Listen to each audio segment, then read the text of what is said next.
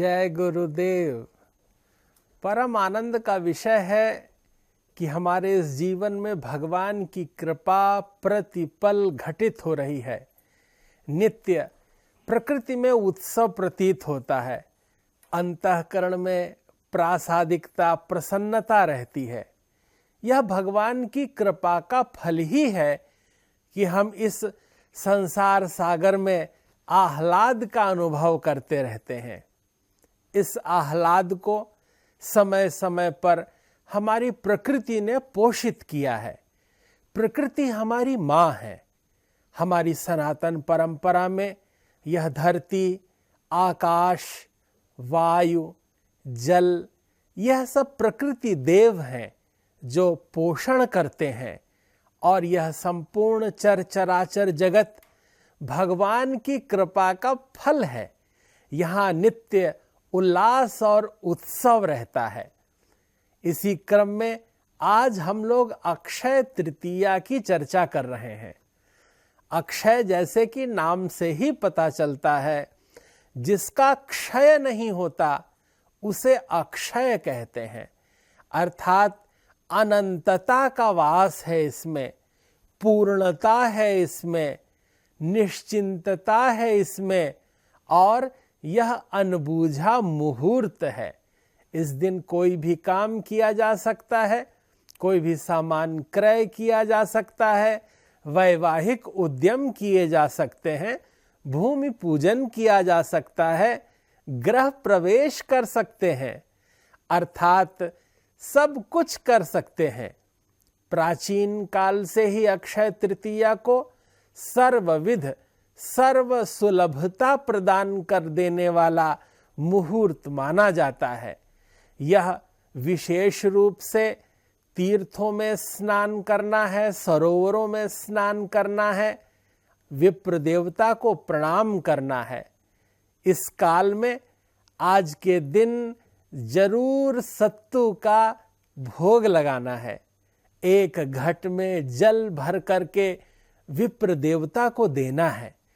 दान दक्षिणा देने से अंतःकरण प्रासादिक हो जाता है।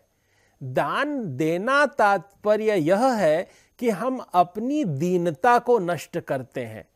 दाता बनने का भाव ही दान है, और परमात्मा की प्रकृति में परमात्मा को ही निवेदित करना यह भारतीय संस्कृति है।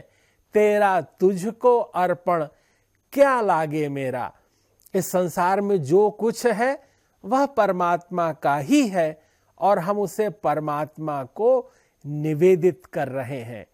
अक्षय तृतीया के इस भाव में हम देखते हैं कि वैशाख मास के शुक्ल पक्ष की तृतीया तिथि को अक्षय तृतीया कहते हैं। वैशाख मास में धीरे धीरे अब प्रकृति करवट बदलती है, ऋतु के परिवर्तन का काल आ जाता है, और इस परिवर्तन के काल में प्रकृति के अनुरूप होने का नाम ही भगवदीय होना है। हम सब अक्षय तृतीया के इस पावन पर्व पर बहुत प्रसन्न रहते हैं। नैवेद्य में गेहूं का चूर्ण लेकर पंजीरी बनाते हैं, उसे ब्राह्मणों को दान करते हैं, दक्षिणा देते हैं। इस दिन विभिन्न नए नए आभूषण क्रय कर सकते हैं, और नूतन वस्त्राभरण धारण कर भगवान की पूजा करते हैं। क्योंकि श्रृंगार प्रियो विष्णु, भगवान नारायण श्रृंगार प्रिय हैं। उन्हें अच्छे से सज्जित, सुगंधित तथा अनुकूल परिवेश प्रिय होता है, और हम प्रत्येक कार्य भगवत प्रसन्नता के लिए करते हैं। इसलिए सौमनस्यता में वृद्धि करने वाला यह मुहूर्त होता है। कहा गया है, सर्वत्र शुक्ल पुष्पाणि प्रशस्तानि सदार्चने, दान काले च सर्वत्र मंत्रमेत मुदीरयेत। अर्थात सभी महीनों की तृतीया में श्वेत पुष्प से किया गया पूजन प्रशंसनीय होता है। अर्थात 12 मास में हम तृतीया के दिवस में अगर पुष्प अर्पित करते हैं नारायण को तो प्रसन्नता होती है, लेकिन अक्षय तृतीया में विशेष रूप से वे प्रसन्न होते हैं। बहुत भावना का यह विषय है। समस्त सरोवरों में कमल खिले रहते हैं, लेकिन भक्त उन कमलों को तोड़कर भगवान को अर्पित नहीं कर पाते। तब मन में ही यह कल्पना करते हैं कि ये समस्त कमल भगवान को अर्पित हैं। यह एक भावना का विषय है। वृक्षों पे सज्जित पुष्प प्रकृति की शोभा है और वह शोभा हम भगवान पर न्यौछावर करते हैं। अपना सर्वस्व, दिव्यता, भव्यता, अनुकूलता परमात्मा के श्री चरणों में समर्पित करने का, शुद्ध मन से अर्पित करने का यह पवित्र भाव ही, अक्षय भाव ही अक्षय तृतीया तिथि है। अस्याम तिथौ क्षय मूर्पति हुतम न दत्तम तेना क्षयेति कथिता मुनिभिस्तृतीया उद्दिश्य दैवत पितृक्रियते मनुष्यैः तच्च अक्षयं भवति भारत सर्वमेव। तात्पर्य यह है कि यह अक्षय तृतीया में पितरों को दिया गया दान भी अक्षय हो जाता है। पितरों के निमित्त हम जो कुछ अर्पित करते हैं वह पितर प्राप्त करते हैं, क्योंकि हमारी ऊर्जा का अक्षय स्रोत हमारे पितर हैं।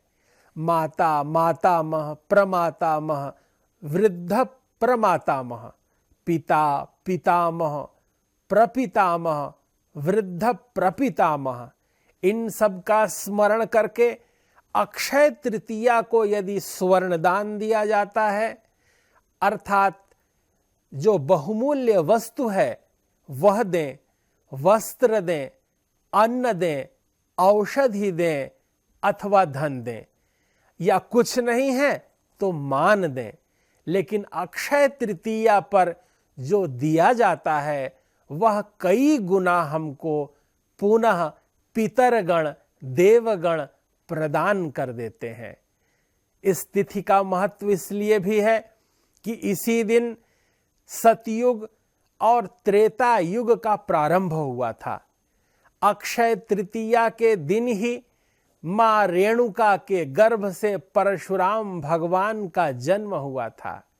यह तिथि इसलिए भी महत्वपूर्ण है कि प्राचीन काल में एक वैश्य जो अनवरत धर्म कार्य करता था, अक्षय तृतीया पर व्रतोपवास पूर्वक दान धर्म करता था। जब उसके जीवन की पूर्णता हुई तब अगले जन्म में वह राजा बनता है। अक्षय तृतीया का व्रत करता है, उपवास करता है, यज्ञ अनुष्ठान और पूजन करता है। शास्त्रों में उल्लेख है कि स्वयं त्रिदेव उसके यहाँ पूजन स्वीकार करने आते हैं। यह अक्षय तृतीया के प्रभाव से ऐसा हुआ। राजा चंद्रगुप्त भी आगे चल इसी राजा के वंश में उत्पन्न हुए।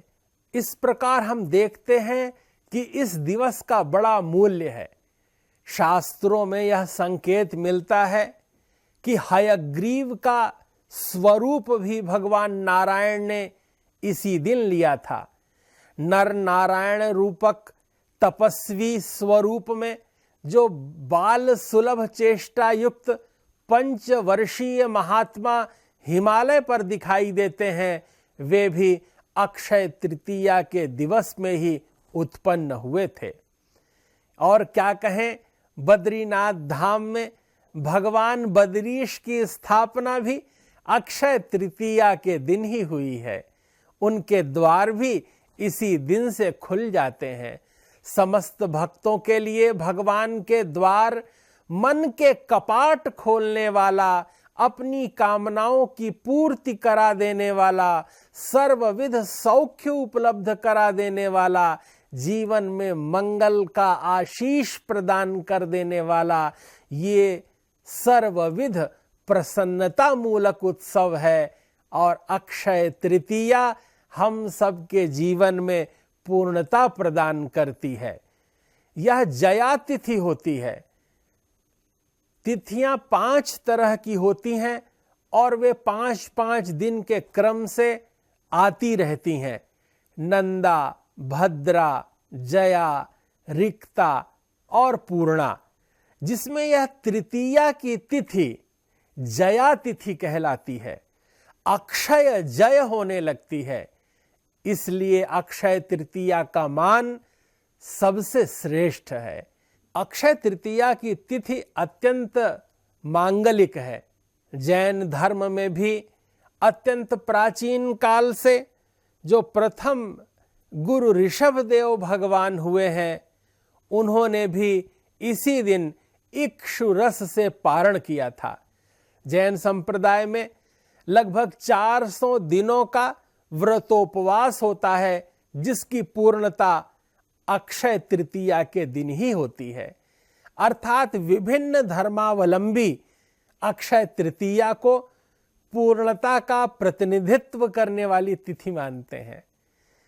भारतवर्ष ही नहीं, संपूर्ण विश्व में कोटि कोटि परिवारों में मांगलिक उत्सव होते हैं, लोगों के विवाह होते हैं।